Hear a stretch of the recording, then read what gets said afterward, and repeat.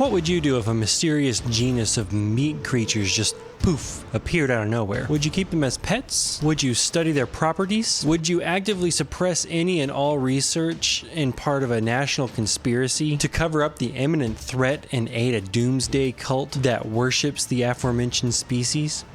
Let me know in the comments. Vita Carnis is a newish analog horror series from creator Darian Quilloy. It follows a mysterious genus of meat creatures that poofed into existence, the imminent threat caused by these meat creatures, and the government cult conspiracy to hide the dangers of these creatures by suppressing research and doing other unspecified nefarious things that we'll talk about here in a minute. I'm Smoocheroo. Hello, welcome back.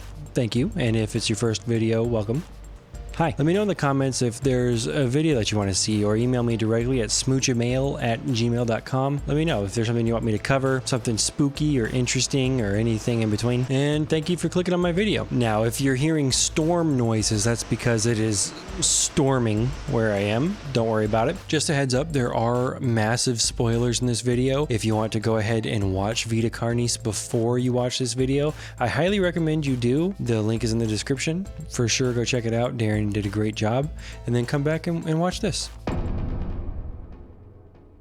The series kicks off with a documentary from National Living Meat Research describing the various species of creatures within the new genus that arrived in 1931. And it starts with the crawl. The crawl is a bunch of vine-looking things that look like arteries, or they described them as looking as intestines. I think they look more like arteries personally, but that's just me. The small ones are black, and then the big ones are red. They branch out, you know, like veins. It uses a process similar to photosynthesis, but instead of chlorophyll, which is green, it utilizes black color. I don't really know how it does it. It doesn't really go into detail on that. But this shit is everywhere at this point. Now, it is well beyond 1931, but it doesn't necessarily tell us when we are. This crawl, this red intestine-like artery-like substance should be bad for plant life because it's competing, but actually it's good for plant life. Humans have sustainably cultivated it, but due to its appearance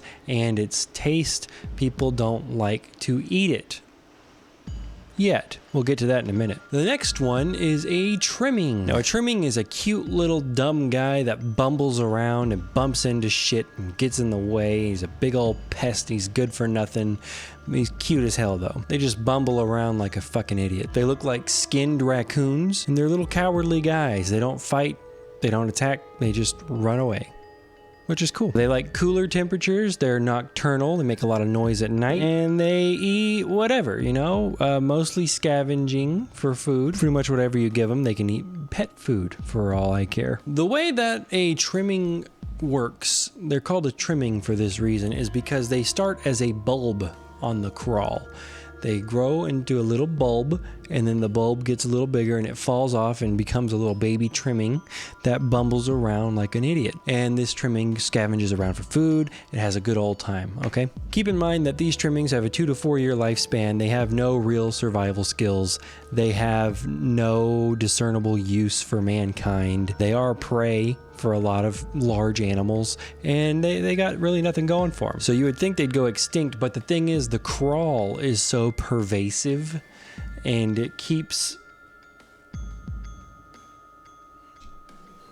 I keep hearing noises. The crawl is so pervasive, and it keeps making all these little trimming nodes that it replenishes their population, and it's actually kind of a problem. They're much like a pest, like a raccoon. And this video mentions that people keep them as pets, so hold on to that. Next up is the meat snake, not the one in my pants. It's the meat snake in the series, so let's keep moving. These guys are big, smelly snakes made of meat. They wear the skulls of their food, and their food is corpses. So that's pretty cool. Now, the average size for a meat snake is like 5 meters long, but really it depends on how much food it gets. The more food a meat snake gets, the larger they get. And they grow larger during natural disasters or war or plagues because there's more there's more corpses to eat. Now, these guys, they do have skull preferences, okay? It will wear its favorite skull. If it's wearing a human skull and then it eats a dead cow or something and it just really likes that cow skull, it'll get rid of the human skull and put on the cow skull. And then if it likes the reindeer skull better, it'll put on a reindeer skull and have big old antlers, you know.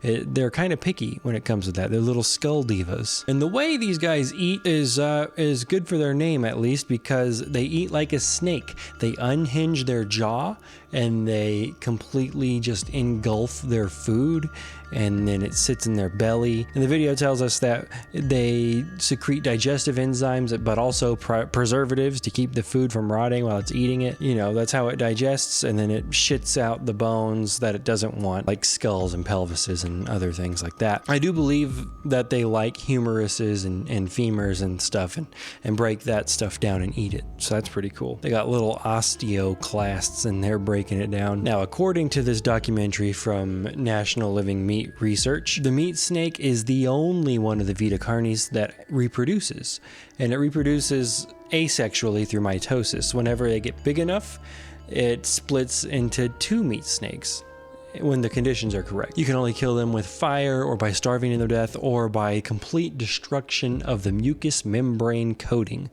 So if you ever need to kill a meat snake, just kill it with fire. Kill everything with fire. If you need to kill it with fire. That's a good rule of thumb. Now, these meat snakes, they are found only in moderate climates. So you're not going to find them in the tundra. You're not going to find them in the desert. And they are actually used by people in butcher shops to take care of waste. They're used during war to clean up bodies, you know, corpses of the deceased from the war. I imagine a serial killer would really enjoy having a meat snake around. From what I can tell, the only downside to having a meat snake as a pet is the smell. I did theorize in the beginning that a meat snake might eat a living person if it was hungry enough, but I think it has been conclusively stated that they will only eat a corpse. So let's just take that for what it is. Next up is a mimic, and you're going to start to see why there's a horror in analog horror for this one. Now, a mimic starts from a bud on the crawl, just like a trimming does, except mimics are a lot leaner and they're a lot longer. They're thin little babies. They look like thin little trimmings, just running around like stupid goblins, just gobbling up whatever animals they can find. And they do that until they become an adult mimic, at which point they eat humans, living humans. They only eat living people. And the cool thing about that is they also look a lot like people, except they've got long fingers and no skin and big old bulging eyes and a big old happy face. Now, the documentary does make sure to let you know that they are in fact not happy and they're not smiling. That's just how they look. So don't make the mistake of thinking they're smiling at you, and don't smile back. Now, another cool thing about these guys is they have way too many teeth. And most of their teeth are incisors or canines with some premolars in the back, because they only eat meat, and not just any meat, the meat of humans. Now, because they eat people, their diet is solely comprised of living humans, you might assume that they like living in places where there are a lot of living humans, and that is exactly the case. They like cities, big old cities with loads of people in them. And their hunting is pretty neat. They stalk their prey, they stalk their humans, and they learn their schedules, and they learn whatever it is they do on a day-to-day basis. They wait till their target is vulnerable, usually sleeping, and then they attack. They kill the human and then eat them. Judging by the audio from this video, it sounds like they eat the bones, because that is one crunchy human. So I would assume they need like real molars, not just premolars, for that amount of crunch. But you know, I'm not a dentist, so what do I know? Now listen, mimics They're not dumb, okay? They're not smart, but they're not dumb. They attack easy targets, humans that are alone. It's recommended that you have a window open near you. Don't travel by yourself, probably. Now, usually they'll only attack when you're asleep, but if they happen to attack while you're awake, they will try and make noises and knock on your walls and doors to startle you into a corner so that you can't get away. Because I guess, from what I understand, they won't chase you to hunt you. Now, the coolest thing about these mimics is they can hide in furniture. They can hide inside of mannequins.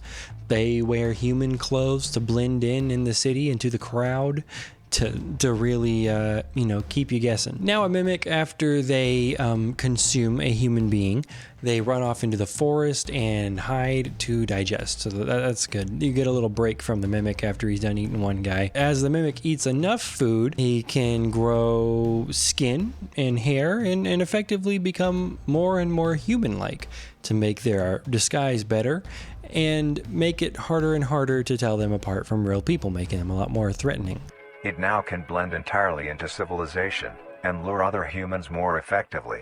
Alternatively, if they get way too much food, they will become what is called an elder mimic. They're even longer and taller and less human-like, easier to tell apart. They've got dark pigmented skin and a pale face. Now, this skin is super durable, doesn't cut easy. It's also dark, so they hide really well in the dark. Also, they have a pale face, so I guess you just see a floating face there in the dark, so that's cool. And the more an elder mimic eats, the stronger and more durable they get. An elder mimic has no teeth up here.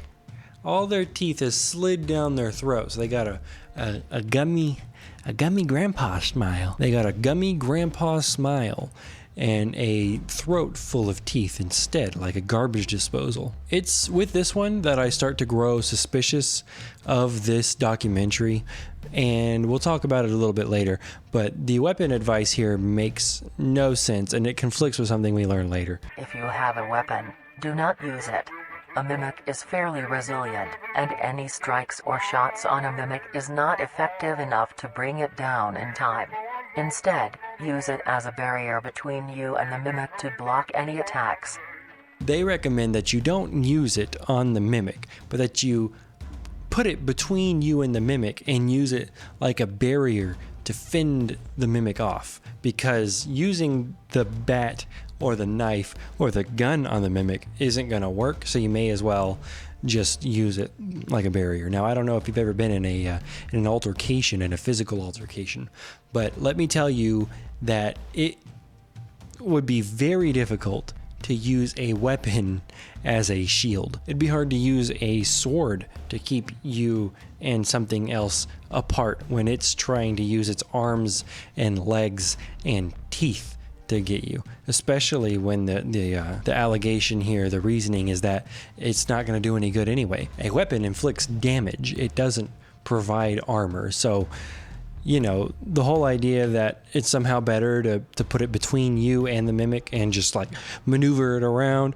ooh, don't touch me, it doesn't make much sense to me, but I could be wrong. Like I said, though, this advice does contradict something that's said later. Now, next up is a harvester. Now, a harvester comes from a node on the crawl, much like the trimming and much like the mimic. But instead of dropping onto the ground and crawling off and bumbling around like an idiot, a harvester becomes a big boy bulb. It becomes a big old pseudo egg-shaped bulb that lies on the ground and becomes like the center, and it grows a bunch of underground tendrils that come out, and they act like a bear trap. So it's got some tendrils with spikes on either side that reach up and act like a bear trap and attack anything that puts pressure around it. It attacks people, it attacks animals, just anything that's walking around. Now, these tendrils, they are little syringes as well. They're venomous. A harvester is venomous, so that's pretty cool. It injects an antiplatelet and a paralytic into the organism that it's attacking. So you are not going to clot. Your blood's not going to clot. You're going to bleed forever till you die, and you're not going to be able to move. And then once this happens, a second type of tendril rises up and absorbs your fluids that you are pouring out because you have an antiplatelet in your system. And then once it's done absorbing your fluids, these tendrils reach up and they grab you, presumably, or whatever animal's there, and they pull you under and they digest you. So that sounds really fun. That sounds like a good time. Now, all the vital organs, the venom sac, the paralytic sac, the lungs, they're all in the aforementioned big old bulb. Now, according to this article, the small animals usually don't get attacked. It speculates as to why. Maybe it takes too much energy. Maybe they're bait for bigger animals.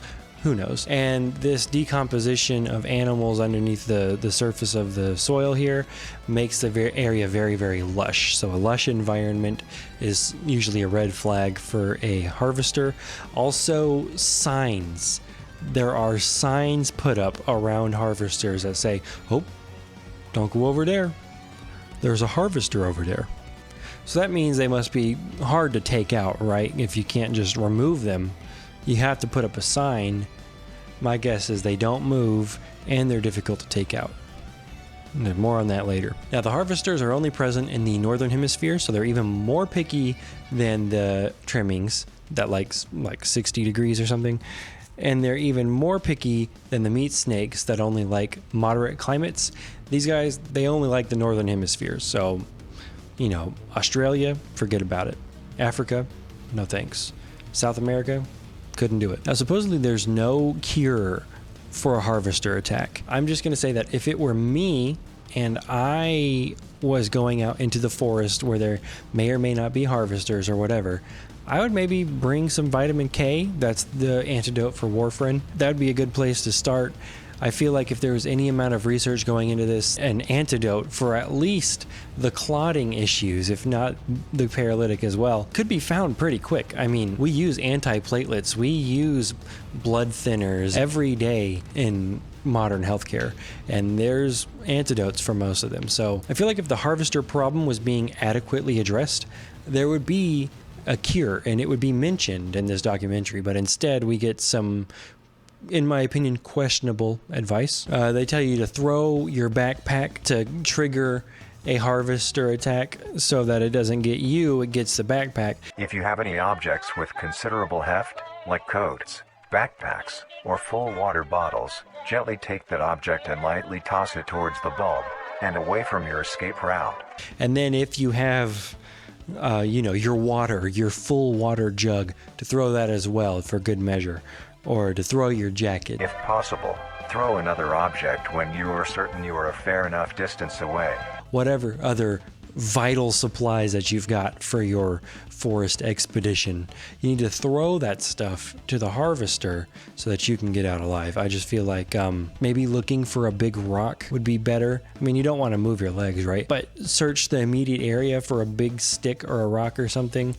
I don't know. I also like at the very end of this section where it says, don't be too obnoxious. You may come out unscathed, but don't be too obnoxious, or you will be a harvester's next meal. Like it's the actual harvester that's telling us, hey, don't be fucking annoying. The next species in this documentary is the host, or the host of influence, I think they called it. Now, in my notes for this, I wrote, big ugly guy. So that's helpful. Basically, the host of influence, what he does is he is a humanoid top with some gross bottom with roots and whatnot. The lower half of the host is comprised of a mass of fibrous tissue and tendrils that burrow into the ground to hold the host in place. He releases spores into the atmosphere that then blow away in the wind and infect people who then, they get some symptoms. They get nausea, dizziness, vomiting, drowsiness, whatever. Then they become compelled to walk towards the host that the spores came from and to just offer up their organs to him so that he can slice them open and consume their vital organs. Pretty cool. Now, once a person gets infected, there's like a 36-hour window for it to eat somebody. So I guess the spores, they wear off after 36 hours. So if you can keep somebody contained and administer a treatment for the spores, then they're golden after 36 hours. So apparently there is a spore treatment. And also the host of influence, they can uproot and just go somewhere else if they decide that they don't like where they're at anymore. I guess the storm's passed, so that's cool. The next species on our list is the monolith. They are bigger, uglier guys. There are 7 monoliths that are only found on an island in Canada that doesn't actually exist. Now, it exists in the story, it doesn't exist in real life. It's right here. They are around 120 meters tall. Now, 120 meters is 393 feet for those of you in the US of A. So they're tall. They're tall guys. They're up there. Now, these guys, they have an EMP blast that fucking wrecks technology, and they regenerate. There was an event where apparently the government was shooting missiles at them. They were getting very upset and swinging their arms around. It's crazy. They got a bunch of little arms too, and their legs go deep, deep, deep within the earth. Now, the last one is the Singularity. Now, the Singularity is only available on the 30-minute compilation documentary video. It doesn't have a standalone documentary video, so I do recommend you watch that one. Now, the Singularity is a floating 1 meter ball that releases signals of some sort. So you got monoliths that release EMP blasts, and then singularities that release signals. So that's pretty cool. Now, these videos, they're a documentary on what's going on with these Vita Carnis species, but also mixed in there are some little one-frame news articles, right? So you've got radio tower overgrown with crawl. You can't read the text on this one, but it's pretty straightforward. Then you've got mass trimming infestation. Estimated 400 plus trimmings gathered under a large abandoned satellite dish. Radio tower, satellite dish, that's kind of important. Largest meat snake ever discovered. During a sweep of underground settlement made during a war, a massive-sized meat snake was discovered stuck inside an underground railway. The snake was measured at a total of 40 meters in length. It is believed that the bodies gathered during the war were fed to the creature, causing it to reach unbelievable size.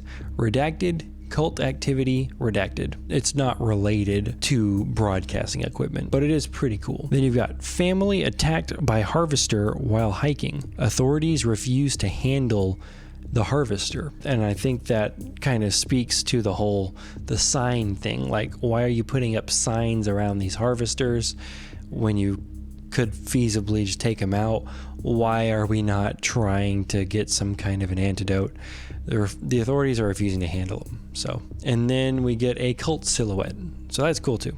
Now, also mixed within these documentaries, at the very ends of them, I believe, we've got these little pages with a children's story on them. We're going to talk about those pages later.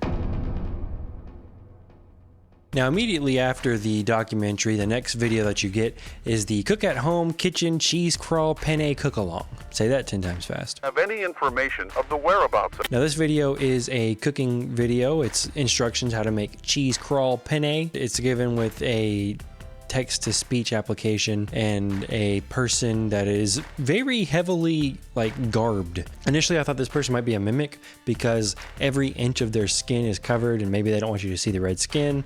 But then I got to thinking his fingers aren't long, so it's probably not a mimic.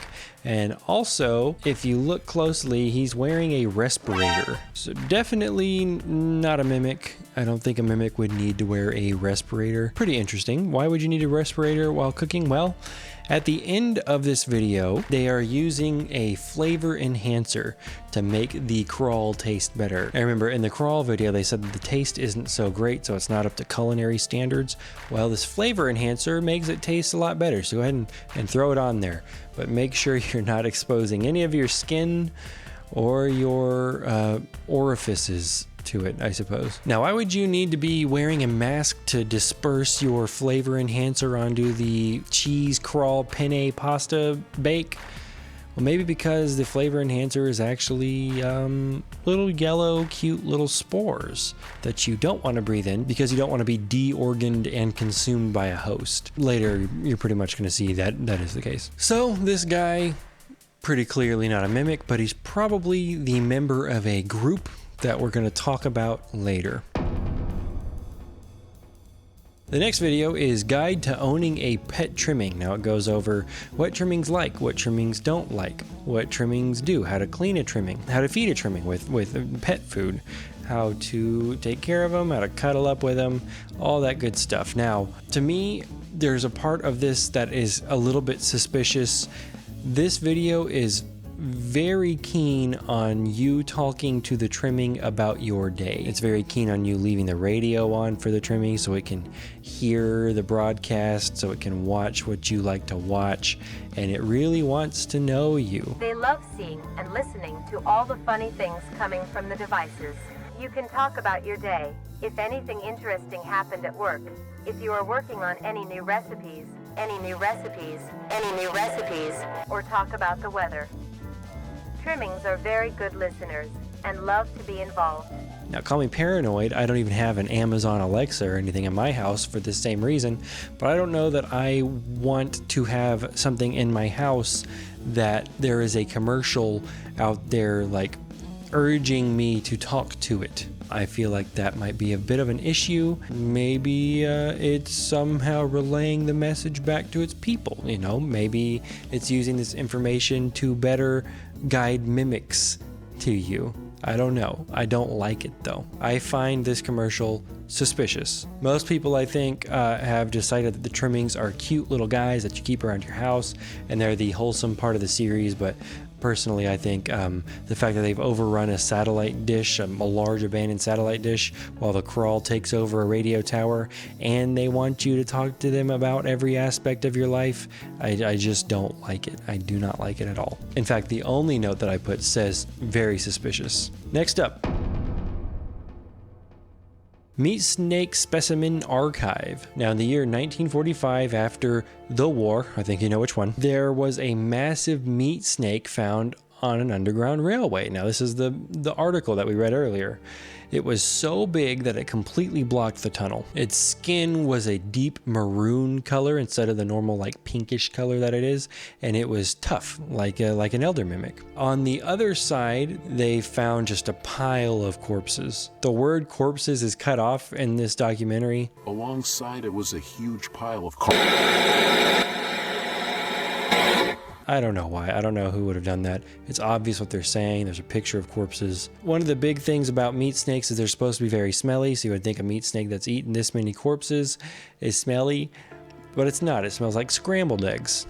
But the specimen displayed a rather pleasant smell, like that of cooking scrambled eggs. So that's pretty cool. Now this guy, he doesn't move at all. Apparently meat snakes are known for their movement, and this guy doesn't move. He's pretty much comatose almost. Now the video cuts to a cult man, a man with a redacted face with a triangle insignia. Not great. And cult activity is mentioned. It doesn't mention exactly how many skulls it's got, but it's got 7 cow skulls in a circle in its gullet. And how the meat snake grew in size was discovered to be... Perhaps we'll never know. This video, I think, goes to show that the group that we're talking about, the cult, in the cult conspiracy aspect of this story, has been around for a long time, since at least the war that happened before 1945, and they've been doing Vita Carnis type things for a while. The next video in the series is the Mimic Defense instructional tape. Now this Mimic Defense instructional tape was released 1986 in October 23rd, 1986. Apparently there's a worldwide significant mimic population problem. This particular video comes from the Canadian government, so that's great. A lot of this stuff is stuff that we already know. Mimics hunt people by learning the routine of their prey. They hunt people when they're most vulnerable. A definitive difference is that they tell you if you have a weapon to aim for the head and the legs, not because that'll like end it or whatever, but that'll slow it down. Then we get some dubious information. They say, do not leave the area. Try to get somewhere out of sight and hide. Do not leave the area. Officials will need to locate you to help. I don't think that's good information at all, especially whenever the other video says that they won't chase you if you have an open window or whatever. They probably won't even attack. Do not leave the area sounds like bad info. So I feel like we get some bad info from the National Living Meat video, and we get some bad info from the official Canadian government video. At this point, it cuts to some footage, like found footage style, of a man and a woman going out at nighttime. Always good. You got some dogs going wild in the distance, so that's always a good sign. Dogs barking are never a good sign. And they're going to the scene of some guy whose death was covered up, apparently. Now, they spend a significant portion of this video just walking, but when they get there, the man with the camera says, this is where everyone was. There's no one here now, though. Not a single building in sight. So it sounds like not only did they cover up whatever happened, they being the government, I suppose, not only did they clean the crime scene, but there's not a single building in sight. They set up in this area, and then the word confidential comes across the screen, but whoever's doctoring this video forgot to mute it, so we get to hear the story. He's telling a story in the style of a very nervous amateur reporter, and the story is a boy coming home to find his dad in a grisly scene. When cops arrived, they were very secretive. They kept the scene closed and then decided that the issues were self-inflicted. The people living in and around the trailer moved away, quote unquote, pretty much immediately, and nothing further has been released to the public. Now, as far as grisly scenes, it is common for law enforcement to be secretive about the details of grisly scenes, especially when it looks like foul play is involved, because a lot of times the only person that'll know the details is the person who did the grislying. Okay, that's for YouTube reasons. It cuts down on false confessions, and it also helps to narrow down if somebody slips up and says something that only the grizzler would know. You know, it helps law enforcement. So it makes sense that they would be secretive about it. But grisly scenes, especially the way that he's talking about it, usually aren't determined to be self-done. So, you know, a little suspicious, I'd say. Now, obviously, people moving away immediately and then disappearing buildings, that's not common at all. So this situation, I think it's safe to say it's clearly a mimic attack. It's clearly covered up by authorities. But these two think they're dealing with a serial killer. This is before the mimic infestation became like a big thing, I suppose. Now, after this story is recorded, the siblings, they get attacked by mimics. Next up is Species Anomaly Report. Now, I hate this one. I do not like it at all. I'm not saying Darian did a bad job. I think the fact that I don't like it means he did a good job. I don't like things that pertain mostly to children. Also, the regular photo of the family is super uncanny valley. Like, look at this. Am I the only one that doesn't think they look human? So for a long time, I watched this thing over and over again because I thought maybe there was something wrong with the family, but no, I think it's just a story of a mom and her son falling prey to a harvester. Now, this is called a series Anomaly Report, and I do believe that is because the harvesters are on the move, which is interesting. Now, up next is the flavor enhancer commercial. It's pretty clear what's going on here. The bottle gets bigger. Red triangle is there. We've seen that insignia before. Just a little more throughout the commercial. Since our debut in mid-1990, the flavor enhancer has shown to be a major hit. The voices get worse, and they all start talking over one another, and it gets kind of subliminal-esque. And they say, just a little more. Just a little more. Just a little more. I really like the end where it's just like a fucking piece of bread on a plate and the voice is like, required for all meals, no matter how small it seems, just a little more. It is crucial to everyday eating. I think it would have been cool if the just a little more tag line was included in the original commercial. That would be phenomenal, but it wasn't. It's still good, okay? The next video in the series is Tape Uncovered Documents. Now, this is pretty cool. Now, the first document is the flavor enhancer ad, the flyer, if you will. So making it pretty obvious, yes, there's something wrong with the flavor enhancer, okay? Now, it was an instant hit with record sales, which is cool. Congratulations, guys. I really like instant hit products that fly off the shelves. These little indie companies, they're really doing it. They're really doing it. Living the dream. The flavor enhancer is accused of making customers sick. New Trier has dismissed these allegations as untrue. Not good. Now, there's a triangle on the bottle. Remember that. Now, there's loads of redacted people with a triangle insignia. Also not good. And this MRI turns into a fucking goofy looking dude. I'm not sure exactly what this is trying to show.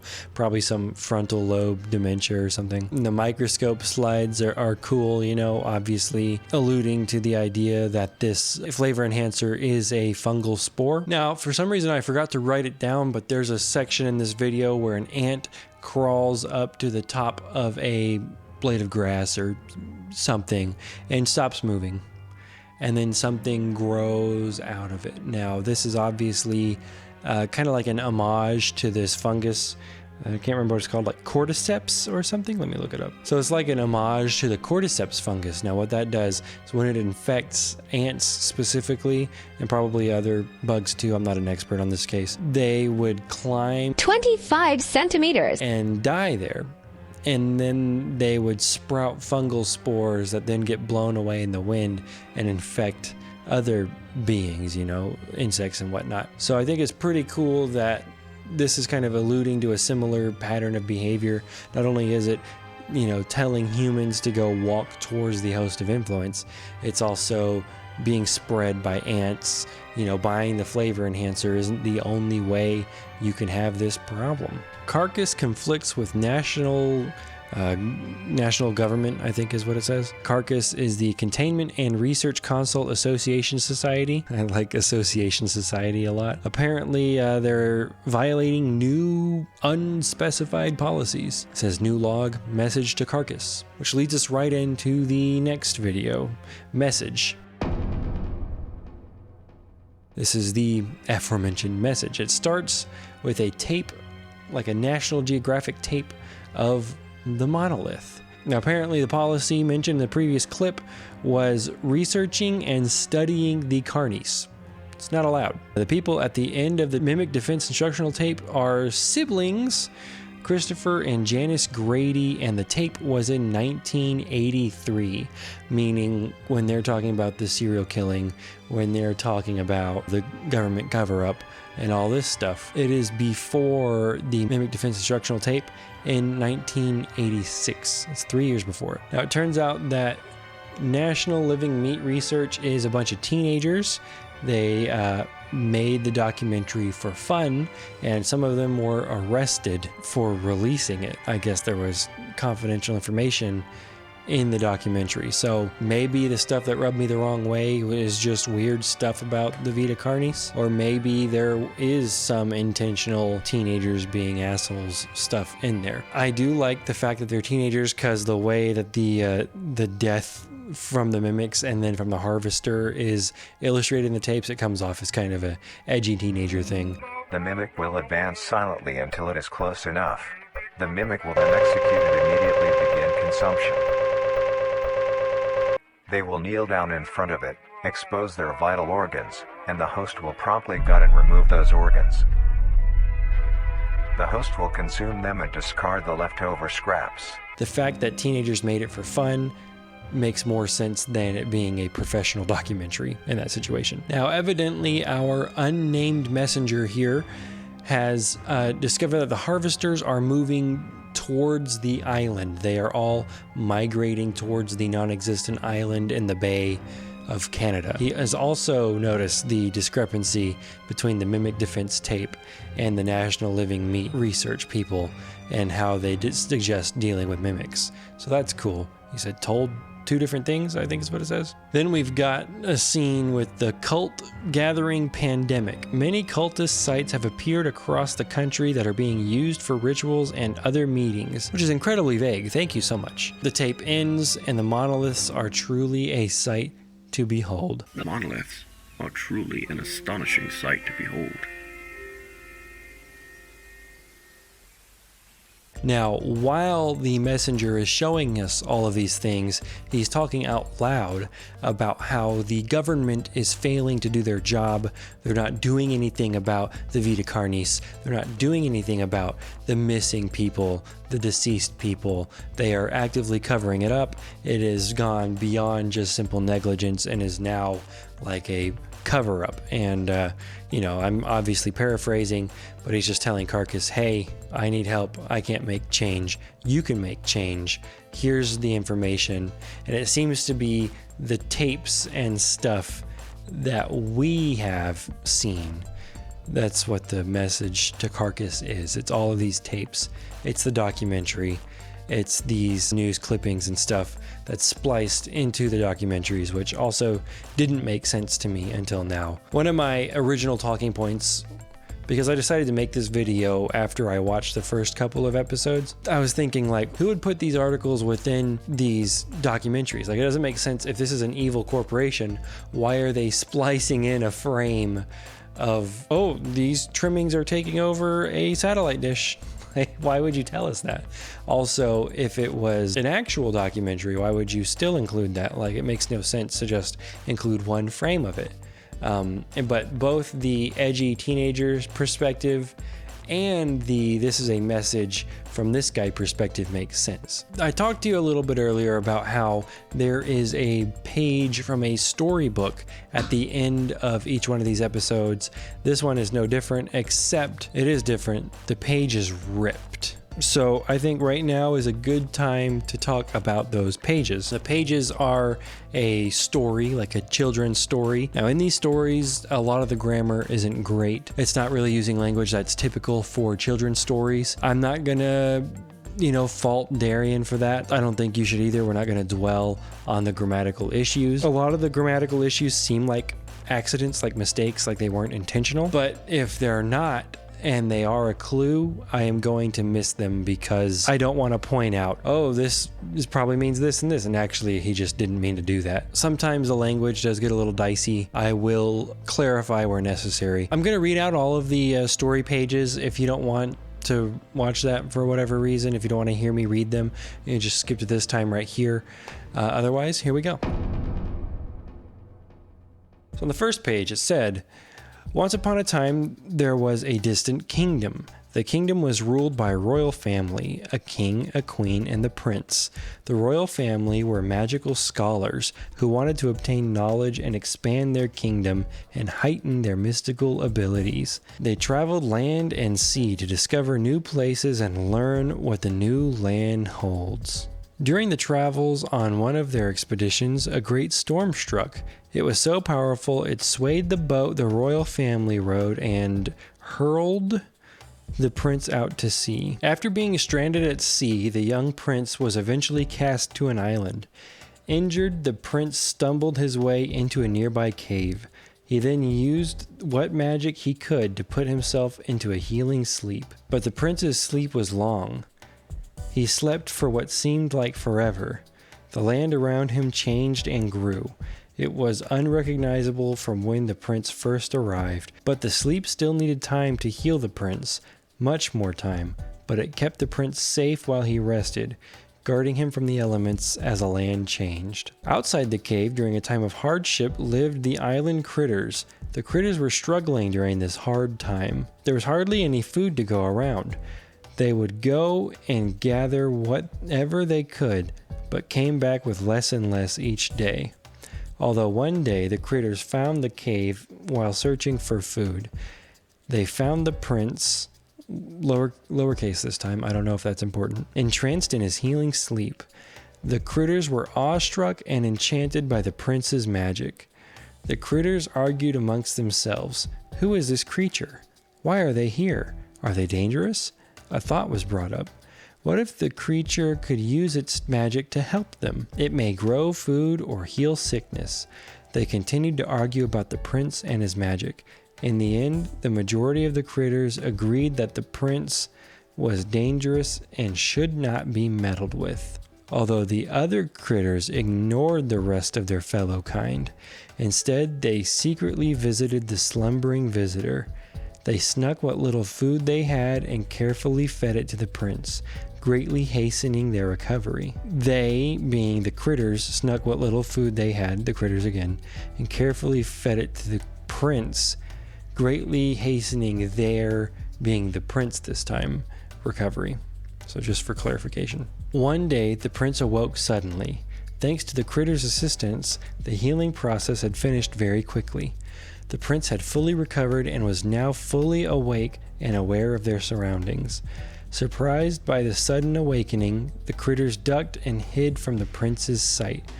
One of the critters built up the courage to meet the now awake stranger. They crawled to the prince's side and extended their hand in friendship. The prince reached back, and together they had formed the bond that will change their fate. The critters led the prince out of the cave up to the top of the hill the prince had laid buried under, and showed him the forest. This is our home, full of wonder and beauty, although the forest struggles to provide for all us critters, and we are facing disaster. Can you help us? The prince stood back, waved his arms, and before him grew a bright light. Mystical shapes and colors, lights and figures. The critters were struck with awe. Such sublime brilliance. The prince concluded his display. He smiled. With the power he holds and with the help of his kingdom, he shall heal their home. The prince gathered what he could and set sail onward. Once the prince returns home, they will come back to the island and return to the critters. In the very first page here, the O in the word once, for once upon a time, there's a red triangle. And in the 13th page, the last page here, on the flag is a black circle with a red triangle in it. The prince and the critters are obviously somehow related to the Vita Carnis. The critters perhaps being the cult members we're hearing about. And that brings us to the finale, Facility Zero. Facility Zero starts with the symbol for carcass and a map of Canada that then zooms in on that stupid little island that doesn't really exist and then zooms in again. There are 3 ground teams infiltrating a previously abandoned mall called Facility Zero. It's in the restricted zone, which is located in the restricted zone based on our info. Which I guess is about as secure as the restricted section in the Hogwarts library. I don't know. Now we're shown a singularity document in a triangle inscribed folder. So this folder I don't think belongs to Carcass.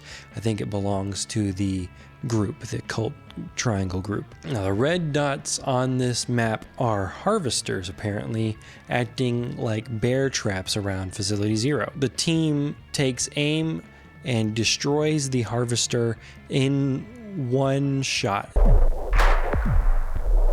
Pathway cleared. It takes one bullet to take out a harvester. It really paints the negligence from the government in a new light. Like, why are we putting up signs, hey, look out for that harvester, when they could just take it out? Now, it does make sense that it would just take one shot to take out a harvester, given that all its vital organs and meat and stuff is in the middle, but it's still wacky that, given that it takes one shot, that it hasn't been done by the government.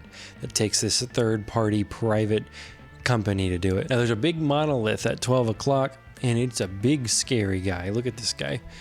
And he's likely the inverted triangle on the map. Now, the inverted triangle looks a lot like the monolith's head. And then we are now seeing the point of view of the cameras inside the mall. While we're looking at the escalator, there's muffled killing noises, and then it sounds like the security guard manning the cameras goes down. Then we hear eyes are secure, coming in blind, I think, lights green. So basically he's saying, hey, the eyes are secure, meaning we've got the security system here. We're good. We're golden. We've secured their vision. And I really like this spot right here. These guys standing in the warehouse hall, this is the worst possible spot for guards to be standing. They're just standing with their backs to a possible entrance, just up against the wall. They got no vision around the hall to their right, just chilling. It's so funny. So obviously nothing bad's going to happen to them. So it's phase 2. The eye on the map closes, signifying that the eyes are secure. And then the team makes entry and takes out the aforementioned dumbly placed guards. The team is outside of a door. They say, we're getting mechanical interference. Should we proceed? The answer is yes. They breach, and then there's a massive groan, tons of interference, and screams. During this chaos, we get flashed a YouTube video link up here. We'll talk about that in a minute. Inside this room, there are 7 balls in a circle with what could be red triangles inside the balls, and cultists just generally doing cult things. And then our team opens fire upon the cultists. It's not entirely clear what the end result here is, but it's probably not good, considering that this is the season finale and there's more to come. This hidden link that I just mentioned is to a unlisted video that has all of the pages from the Prince story all in one nice, neat little video, which is nice. And I am making it clickable in the description, so you can click that if you want to. You don't have to type it in. And this link is significant because not only does it have the 13 pages we've already talked about, but it has the non-ripped section of the ripped page that we haven't talked about. And the section that is left says, one day, while the king, at long last the prince, a new land in which, and now their kingdom. So yeah, clearly there's some kind of a plan here. The prince and the kingdom are coming to this new land, probably this island outside of Canada. He's gonna bring his family, I guess. This is gonna be their new kingdom. They're always trying to expand and grow their power and influence. So that's great. That's fantastic. Great news. So my initial thoughts on this, the monoliths, their heads are like upside down triangles, and their symbol is clearly a triangle, and the prince has a triangle. Clearly they've got something to do with the Vita Carnis. Clearly the cult has something to do with the story. That they're all interconnected in some way. I don't know if it's a story like an allegory for what's going on, an allegory for what's going on. I don't know if it's like symbolism, you know. I don't know if it's the literal story of what is happening.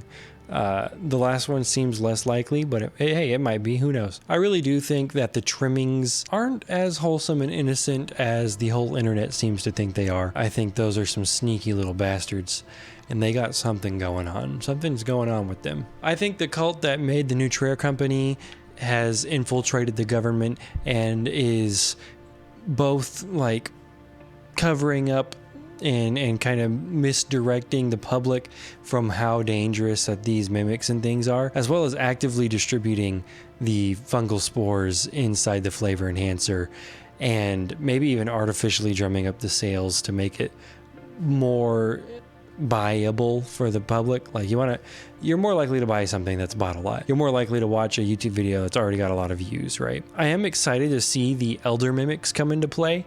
We haven't seen them at all. They're definitely coming, otherwise you wouldn't have mentioned it. I imagine that the cult is purposefully making an elder mimic the way they made like the elder meat snake or whatever. I would imagine that they are purposefully like capturing humans and force feeding a mimic that they've got. That sounds pretty cool. But yeah, I think Darian did a great job with this story. Obviously, I'm a fan of it. I am very excited to see what happens next. I really enjoyed this series, and I hope you enjoy it too. One thing that I think is really interesting in this series is that you've got 7 monoliths, 7 singularities. The meat snake had 7 cow skulls in it. Clearly 7's gonna be a recurring thing. I don't know if I mentioned it, but the 7 balls they're the singularities. Initially, I think the document said that there was only 3 out of the 7 in Facility 0, and they were trying to get all 7 in Facility 0. Well, once Carcass infiltrated and started mowing down cultists, all 7 were there. So clearly something is happening, and maybe not the safest thing. If you made it to the end, thank you so much. Let me know what you think in the comments. Give the video a like. It really does help in the algorithm. Show it to a friend that likes this kind of stuff, you know. And yeah, thank you. Later. I don't know. I just feel like I wouldn't have a little meat boy running around in my house. You know, I got 2 dogs. They got fur. I don't know. A meat boy? I don't think so.